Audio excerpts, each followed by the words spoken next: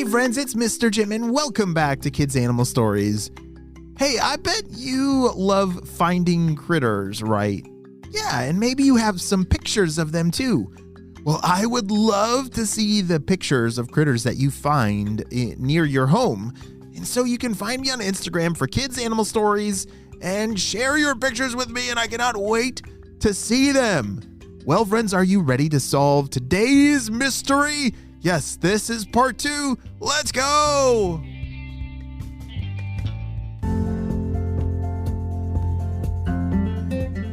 The water was disappearing.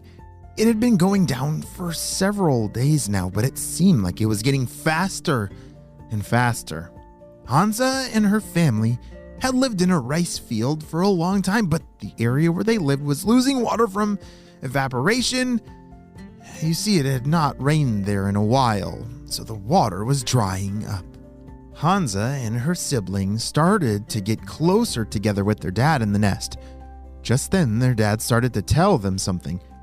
All right, everyone, I need you all to stay calm and listen carefully. Don't move around a lot. Try to conserve your energy.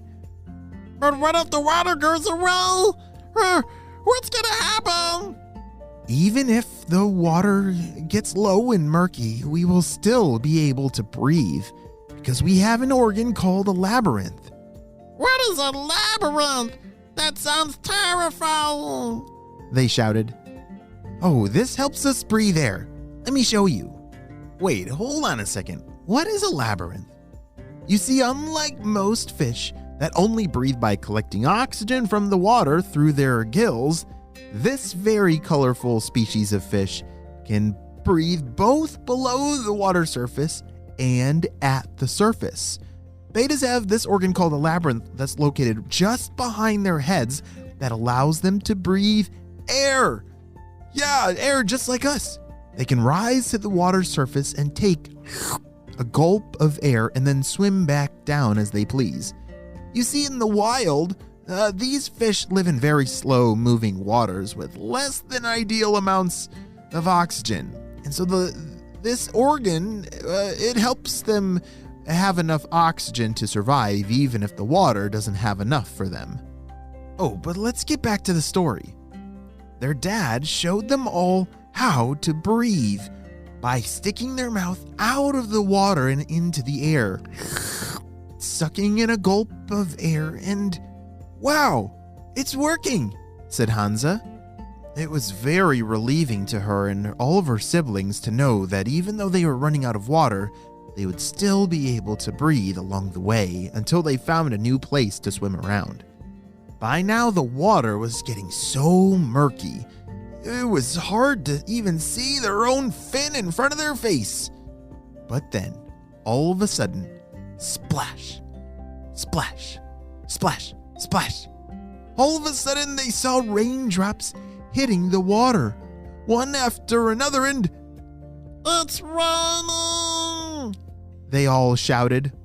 All of Hansa and her siblings started to cheer. They got so excited. All right, everyone, this is great news, but try and keep calm, her dad said in a loving voice. We still have a long ways to go before this little pool of water fills back up for us. And it'd probably be good if we swam and found a new place for us to live if this rain continues.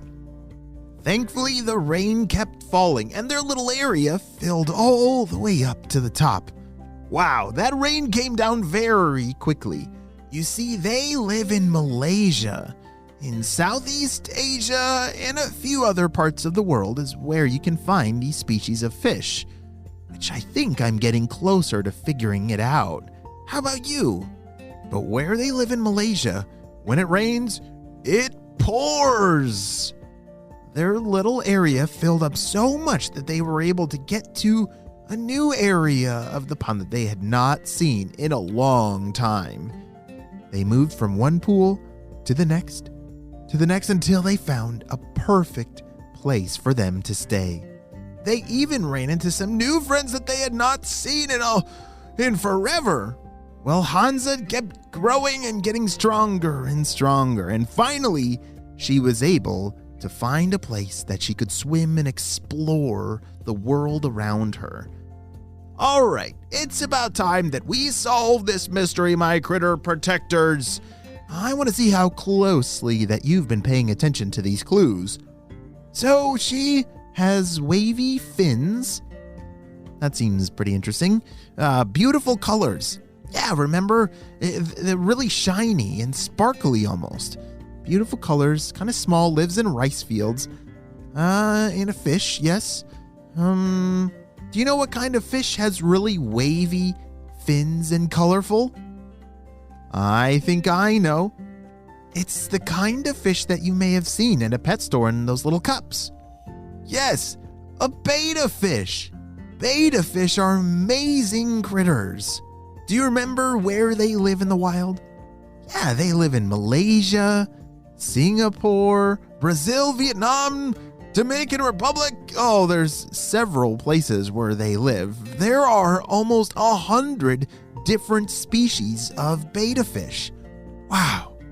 And isn't that amazing how they can both breathe water and air?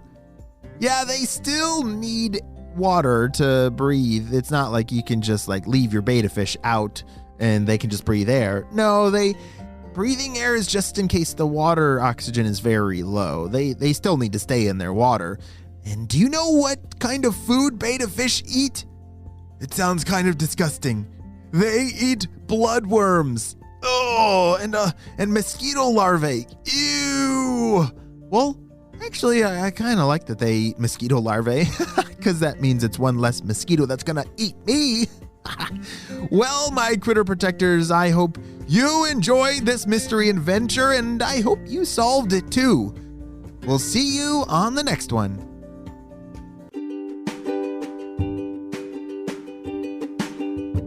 Great job, you listened all the way to the end, my critter protectors.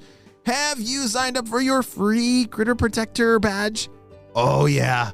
It's awesome. I want to send it to you for free in the mail. So have your parents click down in the link below in the show notes. Sign up and you can get your very own badge that I will send you in the mail.